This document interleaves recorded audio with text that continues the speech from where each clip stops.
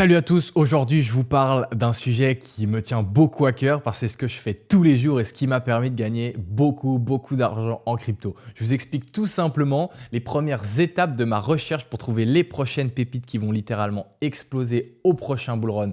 Je ne vais pas plus vous faire attendre, on commence maintenant. Un petit truc avant de commencer, restez bien jusqu'au bout parce qu'à la fin, je vous parle justement de la crypto que j'ai achetée les derniers jours et qui d'après moi peut faire un x50, x100 au prochain bull run. Tout d'abord, la première étape pour réussir à trouver une crypto et investir dessus et faire un x50, x100, un énorme multiplicateur au prochain bull run, c'est tout simplement de les dénicher, de réussir à avoir les tickers, les idées de crypto pour ensuite les analyser. Personnellement, ce que j'utilise 90% du temps, c'est Twitter ou X aujourd'hui. C'est clairement une mine d'or, c'est sous-estimé par beaucoup trop de gens parce qu'aujourd'hui sur Twitter, il y a tellement de gens qui partagent du contenu gratuitement et on peut trouver absolument n'importe quoi. Sincèrement, je vous mets au défi de trouver une seule crypto qui a explosé dans les derniers mois, années, qui n'a pas été mentionnée au début sur X. Alors évidemment, si vous créez un compte Twitter, vous n'allez pas avoir directement des gens dans votre boîte qui vous écrivent « Ah, c'est sur cette crypto-là qu'il faut investir ». Ça n'arrivera pas.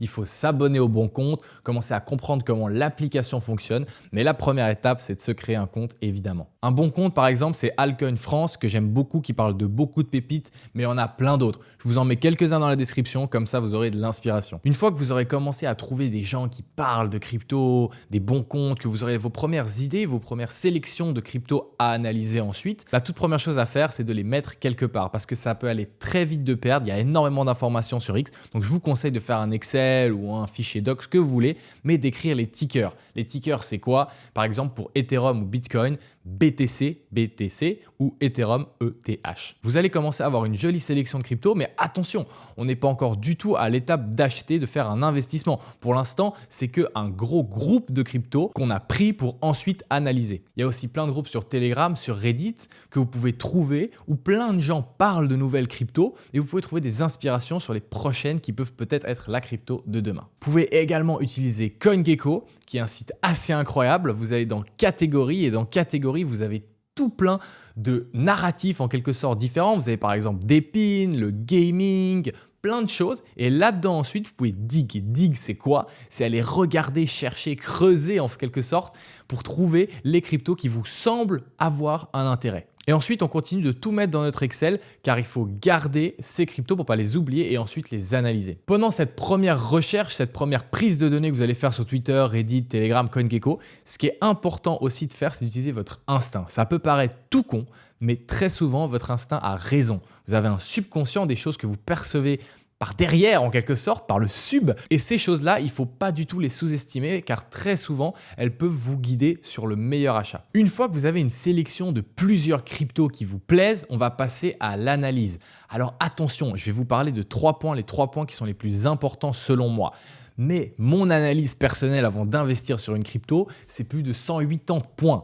Donc ça, c'est vraiment une analyse de premier regard. Si vous voulez in sur des cryptos et vraiment mettre votre argent dessus, ça peut être pas mal de continuer cette analyse en profondeur et de vraiment comprendre les projets sur lesquels vous investissez. Le tout premier aspect principal lorsqu'on analyse une crypto, c'est tout simplement de comprendre si elle est utile. Et oui, car en fin de compte, à part les shitcoins qui voguent sur de la hype, une crypto doit être utile, doit servir à quelque chose. Si elle ne sert à rien, personne ne va l'utiliser et votre investissement, si vous investissez sur le token, va aller inévitablement à zéro. Pour trouver une utilité, ça peut être difficile au début quand on n'a pas beaucoup d'expérience dans la crypto, mais ça va venir. Par contre, je vais vous donner 2-3 petites techniques pour analyser l'utilité d'une crypto, même si vous n'avez pas encore beaucoup d'expérience dans ce domaine. Tout d'abord, utilité veut dire que les gens utilisent. Sur dune.com, vous trouverez aussi les statistiques par exemple d'utilisation d'un certain protocole ou les statistiques de frais, les statistiques de X, Y, Z. Vous trouverez plein de statistiques et si ces statistiques montent, ça veut forcément dire que les gens utilisent. Attention quand même au type de statistiques, hein. C'est pas parce que tout monte que forcément tout est parfait.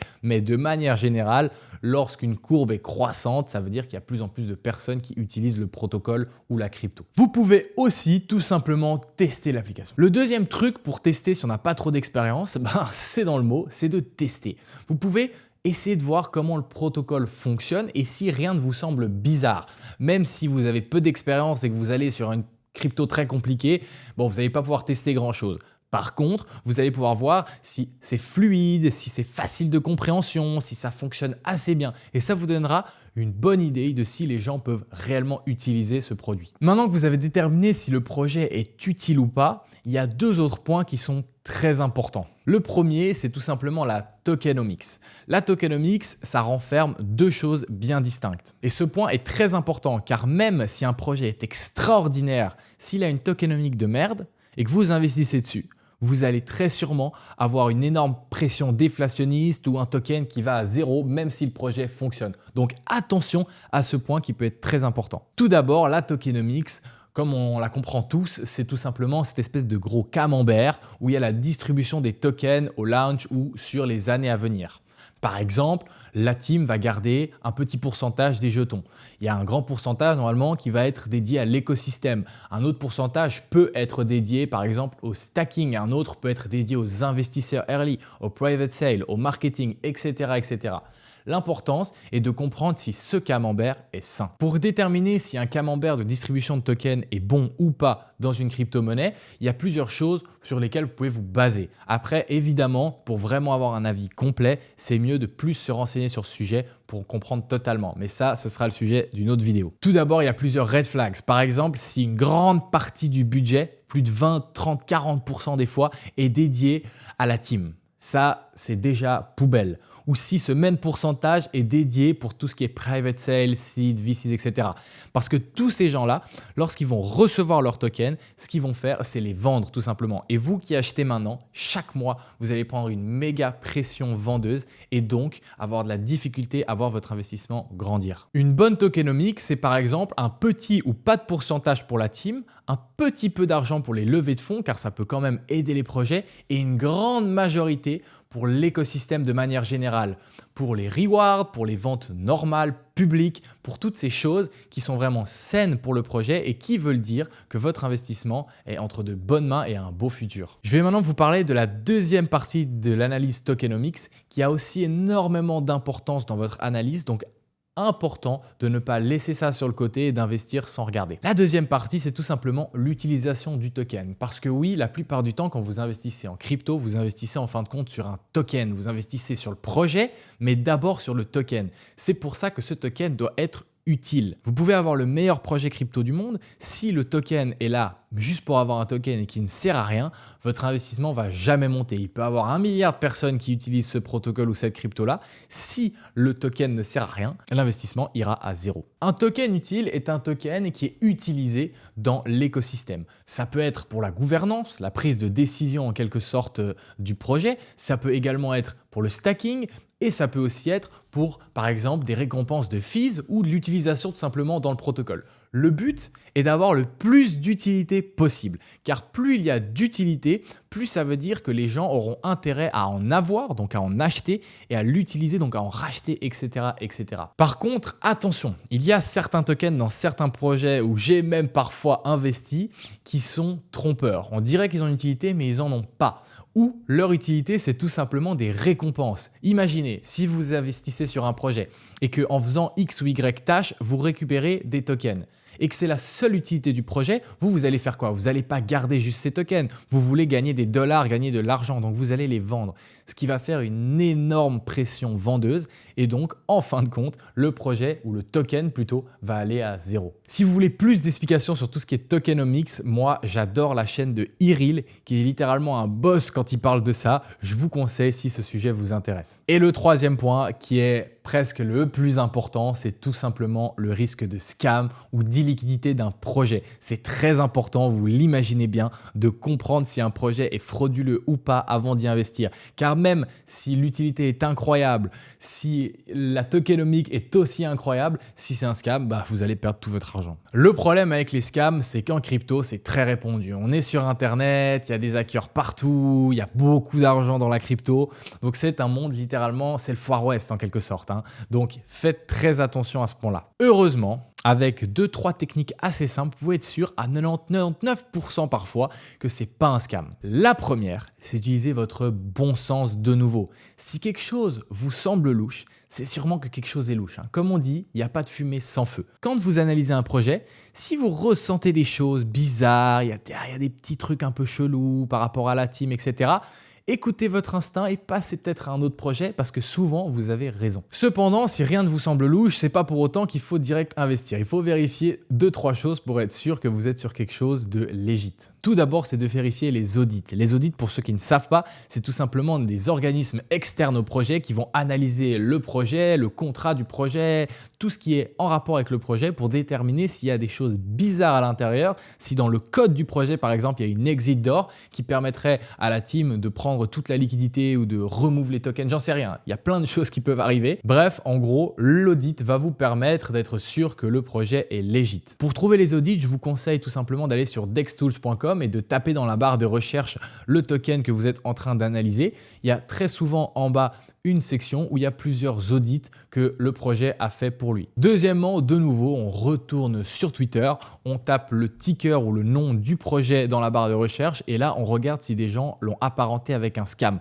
De nouveau, si vous voyez un petit peu des scams, des trucs machin, même s'il y a plein de gens qui disent que c'est bien, si certaines personnes disent que des scams, c'est sûrement quelque chose de louche derrière, donc mieux vaut se concentrer sur un autre projet. Et enfin, c'est tout simplement de vérifier la team. En effet, la team, c'est eux qui ont créé le projet, donc c'est un peu l'image en quelque sorte du projet. Pour vérifier la team, vous pouvez aller sur le site, vous trouvez des informations, ou sur Twitter de nouveau, ou sur plein de choses qui vont vous permettre de vérifier si ce projet est legit ou pas. Cependant, si la team est anonyme par exemple, ou que vous ne trouvez pas d'informations, ça ne veut pas forcément dire que c'est un scam. Il faut avoir une nuance. Vous imaginez bien un Bitcoin qui est tout sauf un scam. Ça a été créé par Satoshi Nakamoto, on ne sait pas qui c'est, il est anonyme et pourtant le projet n'était pas du tout problématique pour personne. Voilà, avec ces 3 points seulement, vous pouvez avoir un premier avis sur une crypto.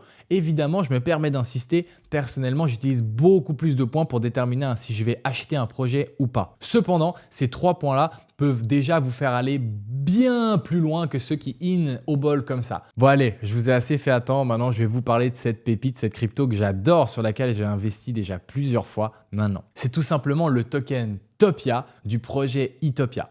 Itopia, c'est un jeu en quelque sorte, c'est un jeu qui s'apparente beaucoup à Minecraft. Si vous voulez, les devs d'ailleurs, des membres de la team, c'est des anciens développeurs, des anciennes personnes qui travaillent chez Minecraft et qui ont décidé de faire un nouveau jeu car Minecraft, au fur et à mesure des années, n'a pas été capable d'évoluer, n'a pas été capable d'écouter sa communauté et donc ça a forcément créé une demande, donc une offre. Premièrement, Itopia, c'est dans le narratif du gaming. Un narratif qui, à mon avis, va être littéralement extraordinaire lors du prochain bull run. Énormément d'argent est dans le secteur du gaming et lorsque celui-là va se marier avec le secteur de la crypto, ça pourrait faire une littérale explosion. C'est un peu la même chose, si vous voulez, qu'on a vu cette année avec l'IA qui a débarqué dans le monde de la crypto et tout le monde voulait faire que acheter des projets IA.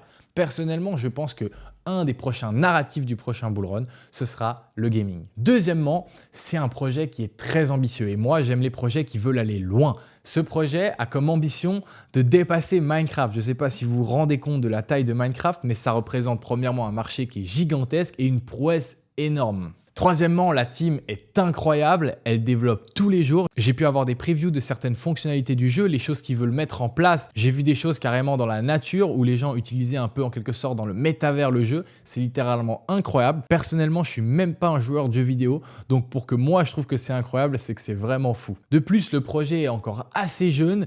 Le token ne peut pas être encore utilisé car le projet n'a pas encore relay sa bêta, même si au jour d'aujourd'hui, il y a plus d'1 100 000 joueurs qui sont préenregistrés pour le moment donné où la phase bêta du jeu va sortir, ce qui est énorme au passage. Le token reste pas encore utilisé, ce qui nous permet d'avoir une fenêtre de tir d'investissement qui est très early. De plus, la tokenomics est très bonne et en fin de compte, comme je vous en avais parlé, mon instinct à moi me dit que ce projet va faire de grandes choses lors du prochain bull run. Évidemment, je vous conseille avant d'investir sur ce projet de quand même faire vos recherches. Ça vous permettra déjà d'apprendre et de voir, avoir un exemple de qu'est-ce qu'un bon projet pour pouvoir ensuite le mettre à côté de projets où vous hésitez, vous ne savez pas si c'est un bon projet et de pouvoir le comparer tout simplement. Ça peut être une autre technique pour déterminer si un projet est vraiment bon ou pas. Voilà, c'était tout pour cette vidéo. J'espère que vous avez appris les premières étapes pour réussir à comprendre si un projet est bien ou pas. De nouveau, faites vos propres recherches, analysez de plus en plus et plus vous allez analyser, plus vous allez devenir meilleur là-dedans et vous allez finir par devenir un véritable dénicheur de pépites et faire beaucoup d'argent au prochain bull run. En tout cas, c'est ce que je vous souhaite. Ciao, c'était Arthur.